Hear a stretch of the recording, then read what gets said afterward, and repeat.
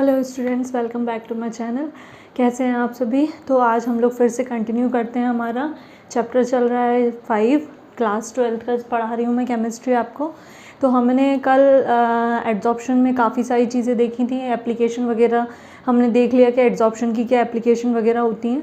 आज हम लोग देखेंगे कैटालिसिस। क्या देखेंगे? कैटालिसिस। कैटालिसिस क्या होते हैं? कैटलिस्ट मैंने बताया भी था, ठीक है ना। क्या होते हैं जो कैटलिसिस मैं बता देती हूँ आपको। किसने दिया था? बर्जीलियस करके एक साइंटिस्ट थे, बर्जीलियस। इन्होंने 1835 में 1835 में इन्होंने क्या दिया था? कैटलिस्ट या कैटालिसिस की टर्म दी थी। इन्होंने क्या बताया था? इन्होंने ये कहा था कि कुछ ऐसे सब्सटेंस होते हैं या कुछ ऐसे प्रोडक्ट्स होते हैं, प्रोडक्ट भी ना बोलो आप तो कुछ ऐसे मैटर बोल सकते हो, ठीक है। कुछ ऐसे सब्सटेंस या मैटर होते हैं स्पेसिफिक जो कि क्या करते हैं? रिएक्शन की रेट को मतलब जैसे कि आप बोल दो ये सब्सटेंस हैं आपके, ठीक है, सब्सटेंस जो कि क्या करते हैं? आपकी रिएक्शन की जो रेट होती है, ठीक है, रेट ऑफ रिएक्शन। रेट का मतलब होता है टाइम, ठीक है, मतलब रिलेटेड टू स्पीड, ठीक है। तो ऐसे सब्सटेंस जो रिएक्शन की रेट को या स्पीड को क्या कर दें? इनिशिएट कर दें, इंक्रीज़ कर दें, बढ़ा दें, ठीक है। क्या कर दें? फास्ट कर दें, मतलब इसकी रिएक्शन की रेट को क्या कर दें? फास्ट कर दें, लेकिन without any kind of participation, मतलब कि वो रिएक्शन में कोई भी टाइप का पार्टिसिपेशन नहीं करेंगे, but they can initiate the rate of reaction, they can speed up the rate of reaction. It means कि रिएक्शन जो आधे घंटे में होनी है वो हो सकता है आपकी 15 मिनट्स में कंप्लीट हो जाए, या टाइम टेकिंग रिएक्शंस हैं वो जल्दी हो जाएं। तो इन द प्रेजेंस ऑफ क्या बोल सकते हो? सब्सटेंस। कौन से सब्सटेंस बोलेंगे इनको बोला जाता है कैटालिस्ट। क्या बोला जाता है इनको? कैटालिस्ट बोला जाता है। ऐसे सब्सटेंस, ऐसे कैटालिस्ट विच कैन इनिशिएट और speed up the rate of reaction but doesn't participate, without any kind of participation, they are known as catalyst. और इस प्रोसेस को, इस फिनोमेना को हम बोलते हैं कैटालिसिस, ठीक है। तो ये बर्जीलियस ने टर्म दी थी। अब जैसे कि हम देख लेते हैं फॉर एग्जाम्पल के तौर पे देखते हैं। जैसे कि ये है आपका KClO3, ठीक है। ये क्या है आपका? इसको बोलते हैं पोटेशियम क्लोरेट, ठीक है।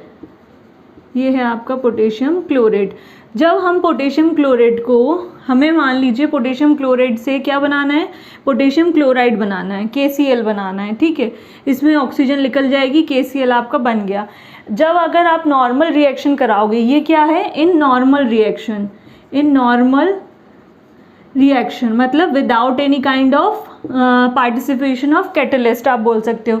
तो पोटेशियम क्लोराइड को जब हमें क्या कराना है? पोटेशियम क्लोराइड में कन्वर्ट कराएंगे, आप बोल सकते हो डिग्रेडेशन कराएंगे, या फिर बोल सकते हो आप इसका रिडक्शन प्रोसेस कराएंगे। अगर हम इसकी रिएक्शन करा रहे हैं कि पोटेशियम क्लोराइड जो है वो डिसइंटीग्रेट हो जाए, किस में? ऑक्सीजन में और पोटेशियम क्लोराइड में। तो नॉर्मली ये क्या करती है? टाइम टेकिंग होती है। इसको लगभग जो है 653 से लेकर, ठीक है, 653 से लेकर इसको 873 केल्विन टेम्परेचर की रिक्वायरमेंट होती है, तब जाके ये रिएक्शन कंप्लीट होती है। ऑलमोस्ट इसको बहुत ज़्यादा टाइम लगता है प्रोसेस होने में। वहीं अगर हम क्या कर लें? इन दी प्रेजेंस ऑफ कैटालिस्ट कर लेते हैं। इन दी प्रेजेंस ऑफ कैटालिस्ट, हम कोई एक कैटालिस्ट ले लेते हैं। हमने ले लिया पोटेशियम क्लोरेट है और इसको हमने प्रेजेंस ऑफ कर दिया MnO2। MnO2 is known as manganese dioxide, ठीक है। अब मैग्नीज डाइऑक्साइड को जब हम रिएक्शन कराते हैं तो ये KCl बना देगा, O2 निकालेगा, रिलीज़ करेगा। लेकिन ये कितने टेम्परेचर पे होगा? ये आपका 453 से लेकर 673 केल्विन तक ये रिएक्शन करेगा। मतलब ये क्या है? ये टेम्परेचर है। अब आप देख सकते हो कि कितना डिफरेंस आ रहा है। इसमें टेम्परेचर इतना लग रहा है, इसमें टाइम ज़्यादा कंज्यूम हो रहा है। इसमें हो सकता है लगभग आपको क्या 1 आवर लगे, लेकिन ये जो रिएक्शन होगी इन द प्रेजेंस ऑफ क्या? कैटालिस्ट, ये आपकी हो सकती है ऑलमोस्ट ½ एन आवर, इससे भी जल्दी हो सकती है और टेम्परेचर भी आपको कम लगेगा। तो ये क्या है, कैटलिस्ट का एक एग्जाम्पल है। अगर आपको कैटलिस्ट के बारे में लिखने में आता है तो आप क्या लिखेंगे, पहले तो उसको डिस्कवर किसने किया, क्या होते हैं, डेफिनेशन लिखेंगे, देन फिर उसके बाद उसका एग्जाम्पल देंगे। अच्छा, कैटलिस्ट दो टाइप के और होते हैं, दो type on the basis of बोल सकते हो आप, क्या कि जो इंक्रीज करें रेट ऑफ रिएक्शन और जो डिक्रीज करें रेट ऑफ रिएक्शन, वो हम लोग देख लेते हैं कैसे होते हैं। जैसे कि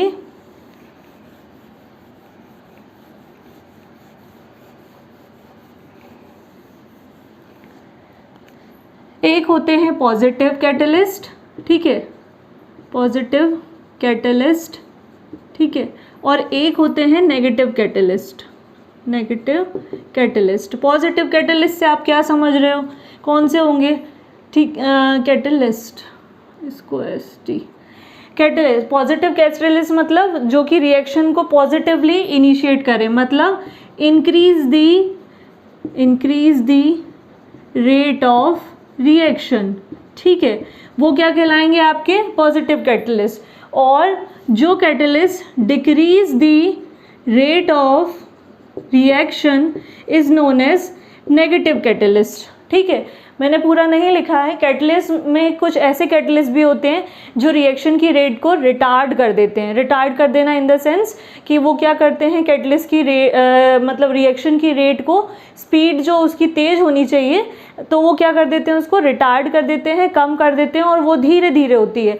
एग्जाम्पल के लिए तौर पे अपन जैसे कि ले सकते हैं एग्जाम्पल, हमें क्या कराना है, ऑक्सीडेशन कराना है SO2 का, और उससे बनाना है हमें क्या, SO3, ठीक है। SO2 मतलब सल्फर डाइऑक्साइड, O2 से रिएक्शन हो रही है, दैट मीन्स ऑक्सीडेशन हो रहा है, ठीक है। हमने क्या कराना है, ऑक्सीडेशन कराना है SO2 का, ऑक्सीडेशन से हमें बनाना है SO3, सल्फर ट्राइऑक्साइड बनाना है। तो ये ऐसा अगर नॉर्मली हम कराएंगे तो नहीं होगा, लेकिन अगर यहीं पे हम क्या कर देते हैं, कैटलिस्ट रख देते हैं V2O5, वेनेडियम पेंटा ऑक्साइड, ये दिस इज योर कैटलिस्ट, तो क्या होगा, ये रिएक्शन की रेट को बढ़ा देगा, और जो रिएक्शन जितनी देर में होनी है वो पॉजिटिवली, मतलब ये रिएक्शन की रेट को बढ़ाएगा, सिंपली आप बोल सकते हो।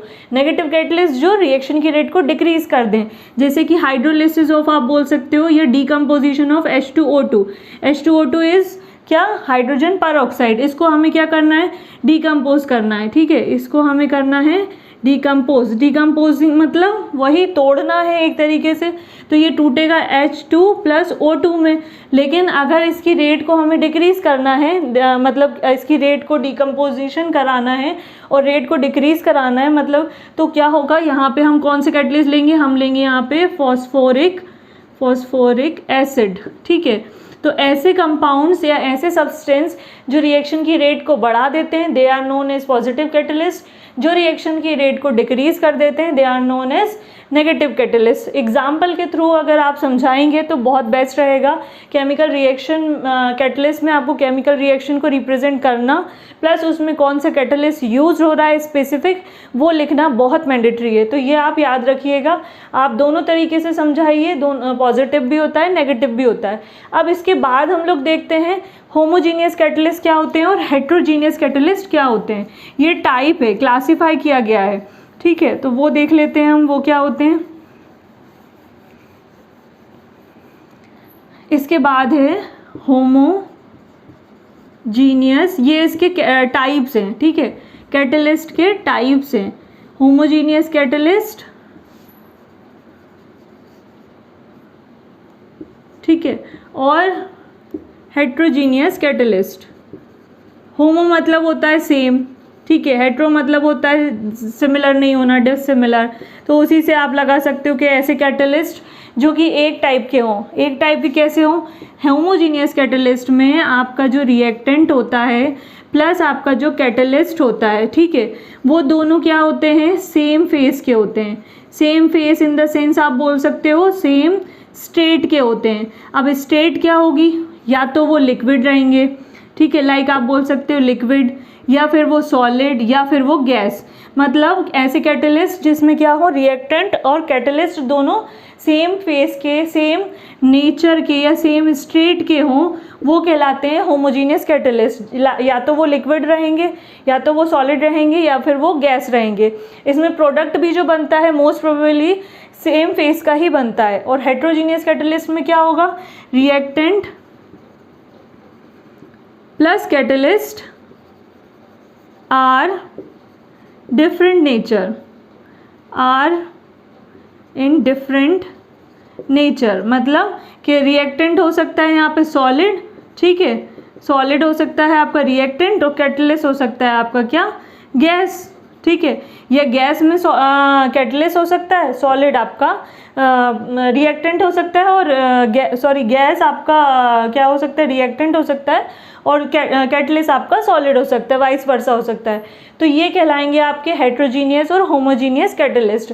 कैटलिस्ट में क्या होता है, जब ये कैटलिस्ट रिएक्शन करता है तो ये क्या करता है, फिजिकल चेंज करता है, ठीक है। सबसे इंपॉर्टेंट पॉइंट याद रखिएगा, जब भी रिएक्शन में कैटलिस्ट आता है तो वो क्या करता है, फिजिकल चेंज करता है। फिजिकल चेंज किस में करता है, रिएक्टेंट का ही करता है।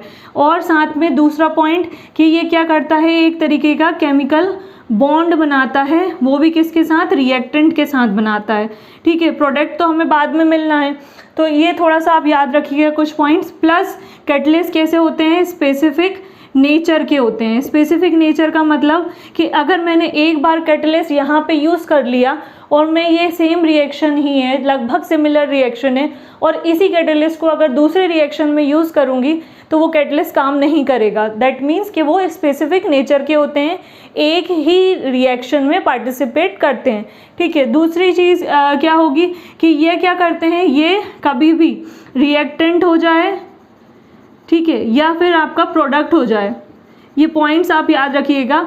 इनकी जो एनर्जीज होती हैं, ठीक है, रिएक्टेंट की एनर्जी प्लस प्रोडक्ट की एनर्जी, उसमें कभी भी कोई भी चेंज नहीं करते, ठीक है। मतलब डेल ई आप बोल सकते हो, उसमें कोई भी चेंज नहीं आएगा।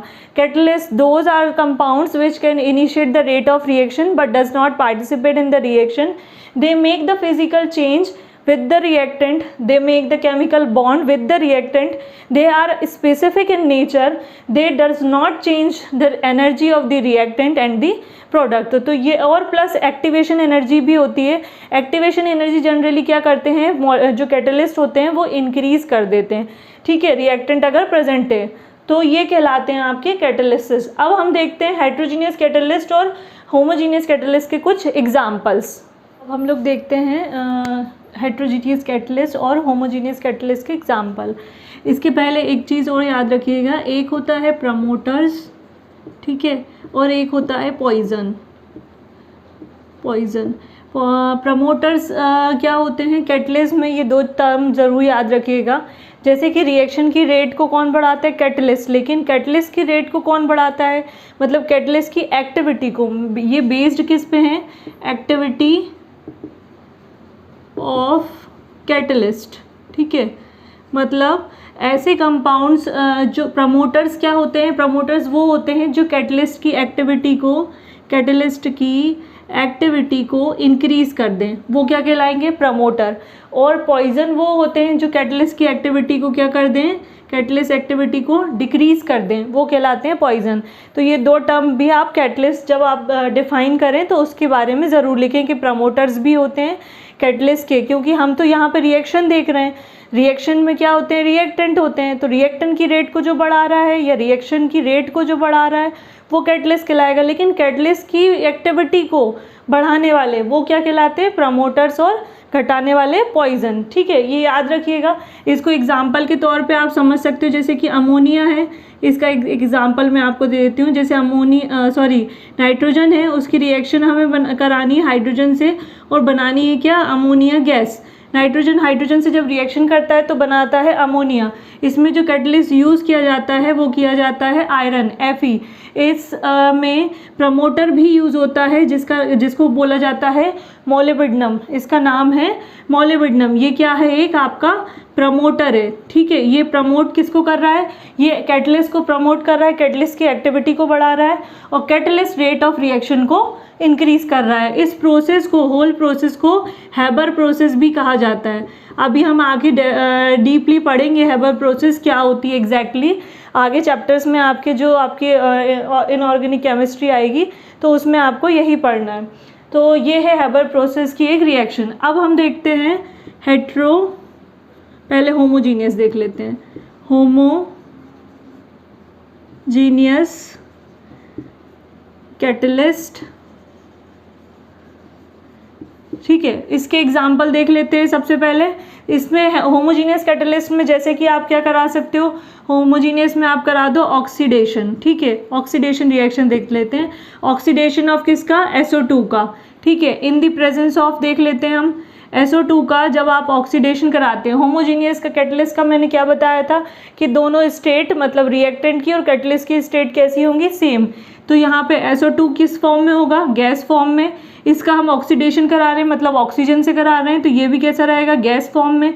जब हम इसके लिए रिएक्टेंट यूज़ करेंगे तो हम यहाँ पे रिएक्टेंट यूज़ करते हैं NO, नाइट्रिक ऑक्साइड। ये भी कैसा रहेगा आपका, गैस फॉर्म में। बन जाएगा आपका SO3, that is also in gas form, ठीक है। तो ये एक होमोजीनियस कैटलिस्ट का एग्जाम्पल हो गया। एक और आप ले सकते हो जैसे कि हाइड्रोलिसिस करा सकते हो, हाइड्रोलिसिस ऑफ मिथाइल एसीटेट, ठीक है, मिथाइल एसीटेट। हाइड्रोलिसिस का मतलब होता है ऑक्सीडेशन, मतलब ऑक्सीजन से रिएक्शन, ऑक्सीजन का जुड़ना, ऑक्सीडेशन, हाइड्रोजन का निकलना, रिडक्शन। हाइड्रोलिसिस में क्या होगा, वाटर से रिएक्शन होगी तो वो कहलाएगी हाइड्रोलिसिस रिएक्शन। मिथाइल एसीटेट कैसे लिखते हैं, CH3COO that is methyl acetate. इसकी रिएक्शन हम वाटर से कराएंगे। इन दी प्रेजेंस ऑफ क्या कराएंगे, कैटलिस्ट करानी है हमें, तो इन दी प्रेजेंस ऑफ कैटलिस्ट आप यहाँ पे ले सकते हो HCl, ठीक है। HCl की प्रेजेंस में ही होती है। ये आपका लिक्विड में रहेगा, ये आपका लिक्विड में रहेगा, साथ में HCl भी आपका लिक्विड में रहेगा। CH3COOH बन जाएगा, मिथाइल एसीटेट से आपका एसिटिक एसिड बना और CH3OH मतलब मिथेनॉल बना। तो ये हो गया आपका क्या, होमोजीनियस कैटलिस्ट के एग्जाम्पल। ये आप बेसिकली याद रख सकते हो। क्यों, क्योंकि क्या होगा, मोस्ट प्रोबेबली आपको लिखने में आ सकता है कैटलिस्ट, लॉन्ग आंसर में भी आ सकता है, शॉर्ट आंसर में भी आ सकता है। डिफरेंस बिटवीन होमोजीनियस और हेट्रोजीनियस कैटलिस्ट भी आ सकता है। तो डेफिनेशन के साथ अगर आप रिएक्शन लिखते हो तो ऑलमोस्ट आपको 2 से 3, 3 से 4 नंबर तो मिलेंगे, ठीक है। अब देखते हैं हम अपना heterogeneous catalyst. Heterogeneous heterogeneous catalyst में भी अपन पहले एक रिएक्शन देख लेते हैं ऑक्सीडेशन की। ऑक्सीडेशन वही सेम कराएंगे हम। ऑक्सीडेशन में यहाँ पे हम कर लेते हैं अमोनिया का ऑक्सीडेशन करते हैं, NH3 का ऑक्सीडेशन कराएंगे तो NH3 की रिएक्शन ऑक्सीजन से, ठीक है। रिएक्शन कराने के लिए हमें चाहिए कैटलिस्ट, तो हमने कैटलिस्ट के तौर पे यहाँ पे ले लिया है प्लेटिनम। अब यहाँ पे हेट्रोजीनियस कैटलिस्ट है तो स्टेट हमेशा डिफरेंट रहेंगी, किसकी, रिएक्टेंट की और आपकी कैटलिस्ट की। तो प्लेटिनम यहाँ पे रहेगा S मतलब सॉलिड स्टेट, अमोनिया यहाँ पे रहेगा आपका क्या, गैस स्टेट में, और ऑक्सीजन भी रहेगा आपका क्या, गैस स्टेट में, और प्लेटिनम जो कैटलिस्ट है वो रहेगा सॉलिड स्टेट में। यहाँ पे बन जाएगा आपका NO, नाइट्रिक ऑक्साइड, साथ में कुछ वाटर के मॉलिक्यूल्स लिख लेंगे। इसको रिएक्शन को बैलेंस भी आप कर सकते हो, बैलेंस कर लीजिएगा, मैंने बैलेंस करके नहीं लिखा है। इस रिएक्शन को ओस्टवाल्ड डाल्यूशन या ओस्टवाल्ड प्रोसेस भी कहा जाता है। ये भी हम आगे पढ़ेंगे चैप्टर फर्दर में, ठीक है। तो ये हो गया एक हेट्रोजीनियस कैटलिस्ट का एग्जांपल कि मतलब क्या हो रहा है, रिएक्टेंट और कैटलिस्ट की जो स्टेट है, फेस है, नेचर है, वो दोनों डिफरेंट है। ऑक्सीडेशन के बाद एक ले लेते हैं हम हाइड्रोजिनेशन। हाइड्रोजिनेशन का मतलब होता है हाइड्रोजनेशन का मतलब होता है addition of water molecule, hydrogen molecule, ठीक है। एडिशन ऑफ हाइड्रोजन मॉलिक्यूल, जैसे कि हम ले लेते हैं वेजिटेबल ऑयल, ठीक है। इसमें ये है आपका लिक्विड स्टेट में, हमने इसमें हाइड्रोजन गैस दे दी है, ठीक है। H2 गैस से हम इसका मतलब वेजिटेबल ऑयल में हमें क्या करना है, हाइड्रोजन गैस को, जो भी उसका फॉर्मूला होगा वेजिटेबल ऑयल का बहुत बड़ा होता है, वो आगे आएगा आपको, तो हमें इसमें क्या करना है, हाइड्रोजन मॉलिक्यूल को ऐड कराना है इन द प्रेजेंस ऑफ क्या, कैटलिस्ट। कैटलिस्ट कौन सा यूज़ कर सकते हो आप यहाँ पे, निकल। निकल की प्रेजेंस में होता है, निकल हमेशा यहाँ पे सॉलिड स्टेट में। यहाँ पे देख रहे हो आप vegetable oil liquid, hydrogen gas, hydrogen जो है वो गैस स्टेट में, और निकल क्या है, तीनों चीज़ें रिएक्शन अलग ही अलग हो रही हैं, मतलब रिएक्टेंट अलग है, आपका और क्या कहते हैं आपका ये कैटलिस्ट अलग है, साथ में जो प्रोडक्ट बनेगा यहाँ पे बनेगा आपका वेजिटेबल घी बनेगा, वो भी आपका अलग ही स्टेट में बनेगा, वो बनेगा आपका सॉलिड स्टेट में। जब हाइड्रोजनेशन हो जाता है, हाइड्रोजनेशन मतलब वाटर मॉलिक्यूल का एडिशन हो जाता है, तो वेजिटेबल घी बनता है। तो ये आपका क्या हुआ, हेट्रोजीनियस कैटलिस्ट का एक एग्जाम्पल हुआ। हेट्रोजीनियस कैटलिस्ट के बेस पर एक थ्योरी आई, एड्जॉर्प्शन थ्योरी। अब वो एड्जॉर्प्शन थ्योरी क्या है वो देखते हैं।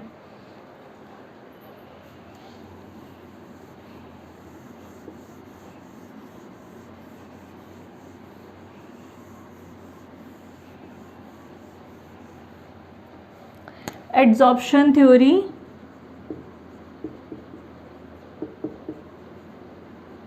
on the basis of heterogeneous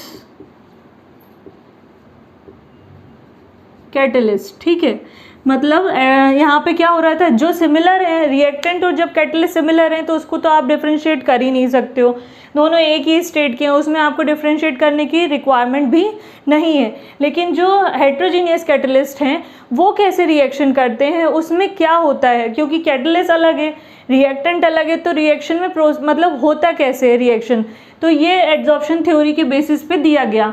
इसमें क्या हुई, इसमें पहले जो मतलब एजप्शन दिया गया वो ये दिया गया कि आप क्या करो, रिएक्टेंट की, इन्होंने पहले बोला, मतलब जो भी थे बर्जीलियस ही थे, उन्होंने ही डिस्कवरी की है, तो उन्होंने ही बताया, उन्होंने बोला कि रिएक्टेंट की कंसंट्रेशन, ठीक है, उन्होंने बोला रिएक्टेंट की कंसंट्रेशन को बढ़ा दो तो क्या होगा, आपकी रेट ऑफ रिएक्शन बढ़ जाएगी। उन्होंने ये पहले बोला, ये पहले की थ्योरी थी, पहले के अजम्पशंस थे। लेकिन जो एड्जॉर्प्शन थ्योरी और मॉडर्न थ्योरी आई उसमें कुछ 5 पॉस्टुलेट्स आए। 5 क्या रहे पॉस्टुलेट, सबसे नंबर 1 क्या रहा, मेन 5 पॉइंट्स पे बेस्ड थी वो। ठीक है, कौन से 5 पॉइंट बेस्ड थे, सबसे पहला था डिफ्यूजन, डिफ्यूजन ऑफ किसका, रिएक्टेंट का। रिएक्टेंट सबसे पहले क्या होगा, डिफ्यूज होगा, टूटेगा, किस पे, on the catalyst surface. CS का मतलब होगा कैटलिस्ट सरफेस। ठीक है, ये उन्होंने पहली स्टेप बताई कि जब रिएक्शन हमें करानी होगी, और वो रिएक्शन कैसी होगी, हेट्रोजीनियस। हेट्रोजीनियस मतलब जहाँ पे आपका रिएक्टेंट और आपका कैटलिस्ट दोनों डिफरेंट हो, तो उसमें सबसे पहली स्टेप ये आएगी कि रिएक्टेंट जो है वो डिफ्यूज़ होगा, टूटेगा, और किस सरफेस पे टूटेगा, रिएक्टेंट कैटलिस्ट की सरफेस पे टूटेगा। ठीक है, फिर उसके बाद दूसरी उन्होंने बताया कि दूसरी रिएक्शन होगी एड्जॉर्प्शन होगा। ठीक है, मतलब एड्जॉर्प्शन ऑफ रिएक्टेंट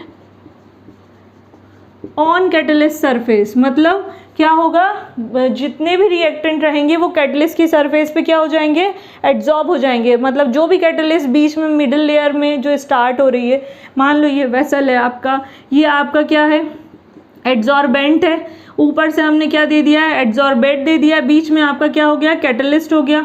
तो सबसे पहले क्या होगा, ये जो आपका एड्जॉर्बेट है वो पहले डिफ्यूज़ होगा, मतलब रिएक्टेंट जो है वो पहले क्या होगा, डिफ्यूज़ होगा, और कहाँ पे होगा, कैटलिस्ट की सरफेस पे।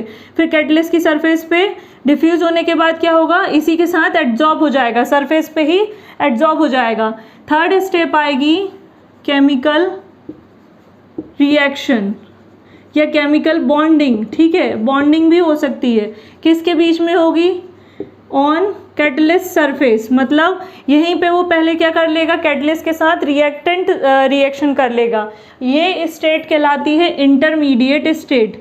ठीक है, इसमें इंटरमीडिएट स्टेट में कुछ प्रोडक्ट भी बनता है, ये कहलाएगी आपकी इंटरमीडिएट स्टेट। ठीक है, थर्ड स्टेप। फिर उसके बाद फोर्थ होगा डिसॉर्प्शन। डिसॉर्प्शन मैंने पहले भी बताया था, removal of absorbent from the absorbent, मतलब दो लेयर को, दो चीज़ों को अलग कर देना, दैट इज कॉल्ड डिसॉर्प्शन, दो चीज़ों को ऐड कर देना, दैट इज कॉल्ड एड्सॉर्प्शन। तो डिसॉर्प्शन कहाँ होगा, यहाँ पे डिसॉर्प्शन होगा फ्रॉम ऑफ दी प्रोडक्ट हो जाएगा, क्योंकि यहाँ पे प्रोडक्ट आपका बन गया है फ्रॉम दी कैटलिस्ट सरफेस। मतलब अब यहाँ पे क्या हो गया कि ये जो कैटलिस्ट है, कैटलिस्ट के साथ रिएक्टेंट ऐड हो गया है, कैटलिस्ट वहीं रहेगा और वो क्या हो गया है, प्रोडक्ट के साथ अटैच हो गया है। मतलब यहाँ पे आपका प्रोडक्ट बनना स्टार्ट हो गया है। तो वो जो प्रोडक्ट बन चुका है, मतलब रिएक्टेंट को, ये रिएक्टेंट था, बीच में आपका कैटलिस्ट था, नीचे आपका प्रोडक्ट बन रहा है। रिएक्टेंट ने सारी चीज़ें इसके साथ करी, फिर कैटलिस्ट के साथ, और कैटलिस्ट ने इसको रिएक्टेंट को यहाँ लाके छोड़ दिया। मतलब कैटलिस्ट ने आर को यहाँ के यहाँ लाके छोड़ा और किस में कन्वर्ट कर दिया, प्रोडक्ट में। अब प्रोडक्ट बन गया तो प्रोडक्ट्स क्या होगा, प्रोडक्ट से यहाँ पे प्रोडक्ट के साथ सी तो नहीं जुड़ेगा, तो सी क्या होगा, फिर अपनी स्टेट पे वापस जाएगा। तो यहाँ पे क्या हो रहा है, डिसॉर्प्शन हो रहा है प्रोडक्ट का फ्रॉम द कैटलिस्ट। फिर इसके बाद आता है लास्ट आपका diffusion of product from the catalyst surface. मतलब अब यहाँ पे क्या हुआ, जब एक सेकेंड मैं आपको ऐसे अच्छे से बताती हूँ। ये रिएक्टेंट है, ठीक है, इसने रिएक्शन करी कैटलिस्ट के साथ, फिर कैटलिस्ट आया आपके पास प्रोडक्ट। जब कैटलिस्ट इधर रिएक्शन करी तो यहाँ पे बना आपका आरसी, ठीक है। फिर आरसी ने क्या करा, आरसी ने यहाँ पे बना लिया प्रोडक्ट, ठीक है, लेकिन इसके साथ क्या है, कैटलिस्ट भी आया, तो ये पीसी रहेगा। तो फिर पीसी निकल के यहाँ से रिमूव हो जाएगा, अपनी मेन वाली स्टेट पे चला जाएगा और प्रोडक्ट आपका बन जाएगा। तो ये हो जाएगा, मतलब प्रोडक्ट का भी डिफ्यूजन हो जाएगा, प्रोडक्ट भी अकेला हो जाएगा, टूट जाएगा। तो ये 5 स्टेट में आपकी एड्सॉर्प्शन थ्योरी कंप्लीट होती है कि on the basis of heterogeneous, के मतलब क्या होगा, पहले आपका रिएक्टेंट आया, वो टूटा, तो उसने कैटलिस्ट कहाँ पे टूटा, कैटलिस्ट की सरफेस पे, और उसने केमिकल बॉन्ड बनाया। ये वाली स्टेट क्या कहलाई आपकी, इंटरमीडिएट स्टेट। फिर उसने क्या किया, प्रोडक्ट बना दिया, लेकिन उसके साथ कैटलिस्ट भी है, तो प्रोडक्ट और कैटलिस्ट दोनों आपस में हैं ऐड, तो वो वहाँ से पहले कैटलिस्ट लिख लेगा और फिर नीचे जाके आपका प्रोडक्ट डिफ्यूज़ होगा। तो ये 5 स्टेट में आपकी प्रोसेस एड्सॉर्प्शन थ्योरी कंप्लीट होती है।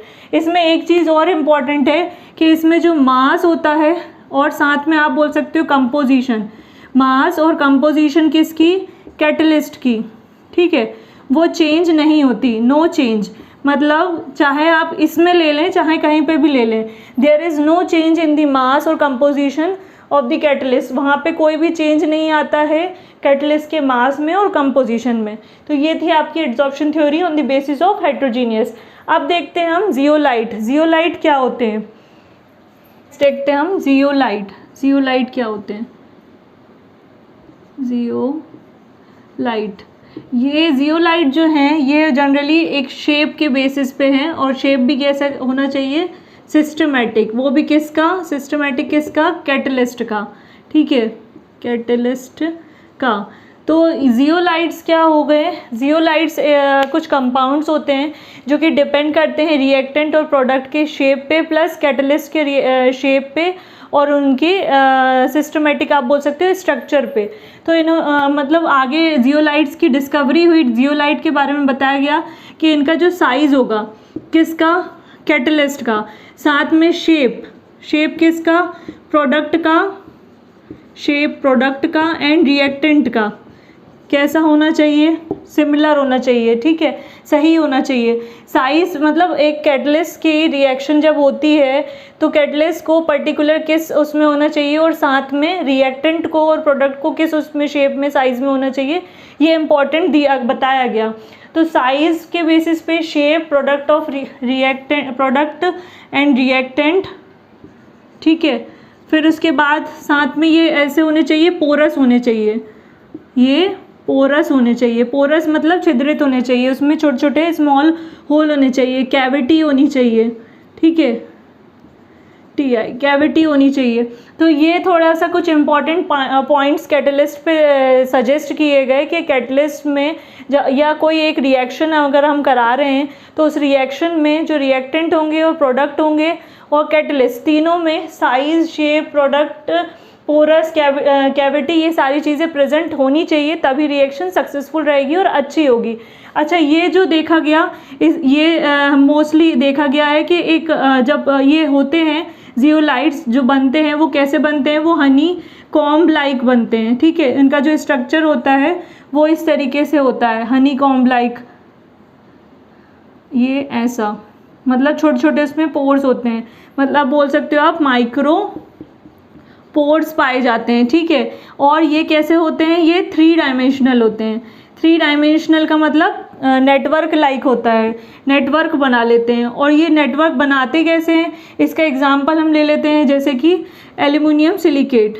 एल्यूमिनियम सिलिकेट, जब एल्यूमिनियम की रिएक्शन हम सिलिकेट से कराते हैं तो वो क्या करता है, एक जियोलाइट फॉर्म करता है। जियोलाइट कैसा बनता है, वो Al-O-Si इस तरीके के बॉन्ड बनाता है और इसी तरीके का नेटवर्क बनाता है, comb like, Honey comb like structure बनाता है जिसमें छोटे छोटे पोर्स होते हैं। ठीक है, और कैविटी भी होती है साथ में, और उनका साइज और शेप जो रहता है वो एक जैसा होता है, और स्ट्रक्चर कैसा होता है, 3 डायमेंशनल स्ट्रक्चर होता है, नेटवर्क लाइक। ये जनरली जो यूज़ किया जाता है इनका, ये इस टाइप के जियोलाइट्स कैटलिस्ट का, ये एक तरीके के क्या है, कैटलिस्ट ही हैं। तो इनका यूज़ किया जाता है कहाँ पे, पेट्रोकेमिकल जो इंडस्ट्रीज़ होती हैं, पेट्रोकेमिकल इंडस्ट्रीज़ मतलब जहाँ पे पेट्रोल बनाया जाता है। ठीक है, उनमें क्या, पेट्रोकेमिकल इंडस्ट्रीज़ में इनका यूज़ किया जाता है। वहाँ पे सीधे अल्कोहल से सीधे क्या बना लिया जाता है, गैसोलाइन। गैसोलाइन का मतलब होता है पेट्रोल।